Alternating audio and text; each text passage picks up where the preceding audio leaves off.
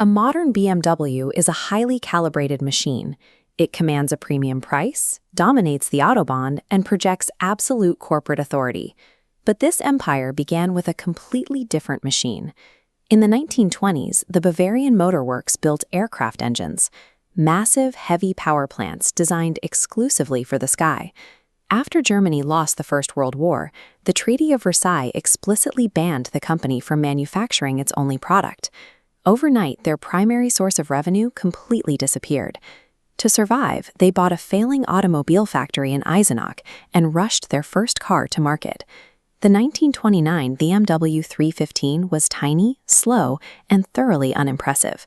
The company that now defines high-end driving didn't enter the car business with a grand vision. They pivoted to automobiles simply because they were out of money and out of options. By the late 1930s, the company started developing a distinct identity. Vehicles like the 328 began winning European races, establishing an early reputation for driver-focused engineering. Then came the Second World War. By 1945, Allied bombing had reduced their manufacturing facilities to rubble. They lost control of their eastern factories, and production ground to an absolute halt. The post-war years forced a humiliating retreat. To keep the lights on and pay their remaining workers, the former aviation and racing engineers resorted to stamping kitchen equipment and bicycle frames. A lifeline appeared in 1955 with a vehicle that looked completely foreign to the brand. The Isetta was a cartoonish microcar featuring a single front-opening door and a motorcycle engine. It arrived precisely when a battered Europe needed cheap mobility. Consumers bought over 160,000 units, making it one of the top-selling single-cylinder cars in the world.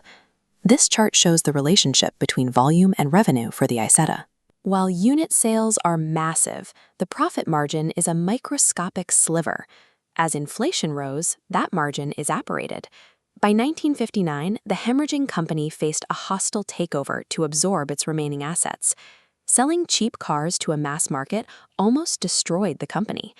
To survive independently, they had to escape the low-margin trap and engineer something people would pay a premium to own.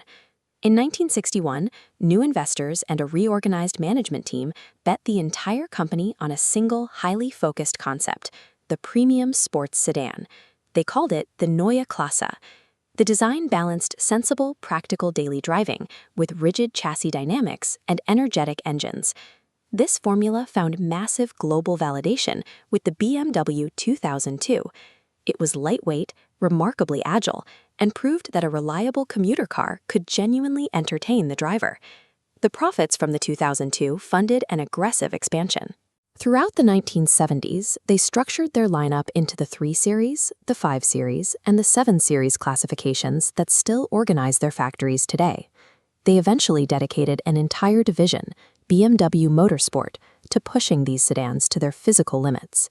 Vehicles like the E30 M3 featured high-revving engines and track-calibrated handling that forced every competitor to respond. Prioritizing high-margin engineering provided the crucial capital to scale globally. By the late 20th century, the business that nearly vanished was outperforming its largest competitors in both luxury and profit. By the early 2000s, consumer data revealed a massive shift. Buyers were turning away from sedans and demanding heavy, elevated sport utility vehicles. This presented a severe ideological conflict. Designing a massive, high-riding truck contradicted 50 years of strict sports sedan engineering. Management ignored the traditionalists and released the X5. It maintained the brand's sharp driving dynamics while delivering the utility consumers wanted, creating an incredibly lucrative new product line. With billions flowing in from SUV sales, they moved upmarket, purchasing the rights to Rolls-Royce. This allowed them to capture ultra-wealthy buyers without diluting their core brand identity. The company thrives financially because it refuses to be imprisoned by its own legacy. When consumer demand shifts, they build exactly what the market requires to stay profitable. Today, the combustion engine is facing a legislative expiration date. Global governments are mandating zero-emission targets, and established automakers are scrambling to match Tesla's dominance in the battery sector. Their initial response was the i division. Early releases like the i3 were highly experimental designs that polarized consumers, but generated vital data on battery management and carbon fiber manufacturing.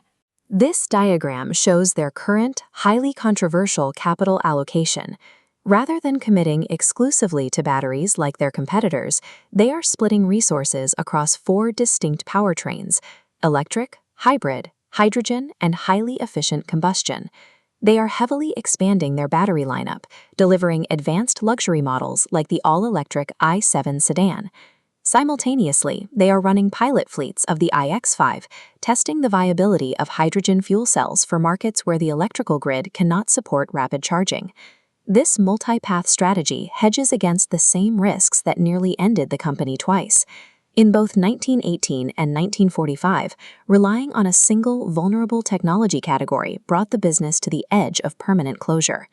A century of survival proves that longevity in manufacturing isn't found in a single product. It comes from an institutional readiness to pivot before standing still leads to being left behind.